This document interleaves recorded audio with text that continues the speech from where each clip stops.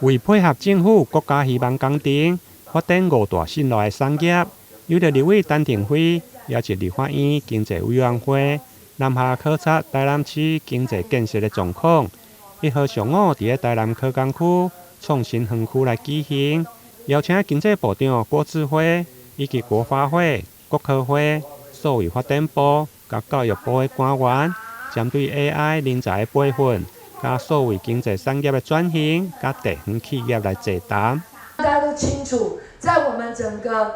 经济部还有国发会主委，今天是由我们的副主委来参与詹副主委。那大家也知道，我们的国发会主委也是来自我们的业界，所以呢，2位业界的龙头来担任我们这么重要的一个 AI 的推动者。包括我们的郭智慧部长，还有我们国发会的主委。那我相信，在这样的前提之下，我们更需要让我们的传统产业来了解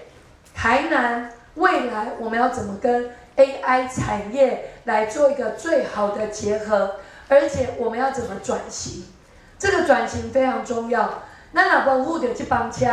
有可能咱就万人一拍步。万人一脚步，咱就唔知要用偌济力量来甲弥补，所以我们一定要搭上这班车。针对各部会提出的简报，因为重点拢放伫人才的培育，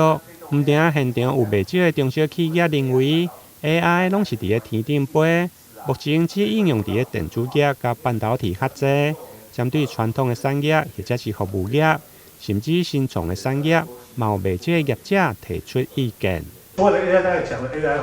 全部在空中飞啊，飞到电子业，飞到半导体。那其他国家，我们去德国、去美国去看，人家是用我们的半导体，用我们的 AI 技术，用在工业化，做工业4.0、工业5.0，一直往前走。那我们还停在这边我们一直很高兴说，我们 AI 做不错，我们 AI 做不错是半导体做不错，我们 AI 真的应用在传统产业吗？我们科工区打电话来讲传统产业根本没有落实。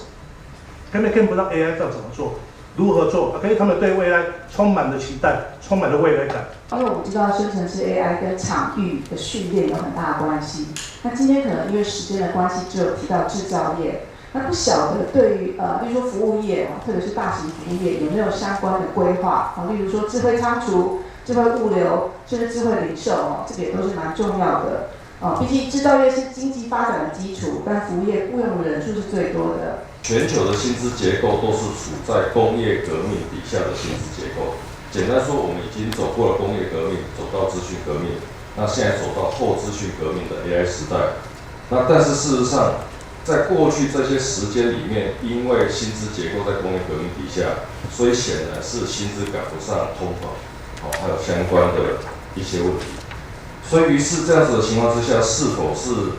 可以由政府或相关部会提供其他的机会或管道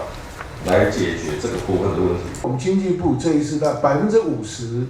希望让台湾的中小企业有50%都能够纳入到我们 AI 服务的这个范围里面了主要是安尼啦，就是讲你 AI 还是你自己去发想，然后自己去做 AI 自动化，这个是很难啦所以我们会从供应链的产业供应链上面下手就是说我们服务的，就是你有交货的对象嘛，你在生产的东西，你不可能做了给你用掉，不可能嘛，你一定是在某一个产业的供应链里面，所以我们大概会先帮助你从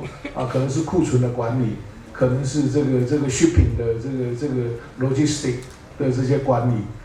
这个是一个非常重要的。会长立委陈廷辉嘛表示，因为人才培育各部会拢同款，立委烦恼伫创价有无整合，因此要求政府应该设立单一的窗口，甲业者来对接。对此，经济部长郭志辉嘛回应，伊是对产业出身，交经济部是解决问题，毋是解释问题。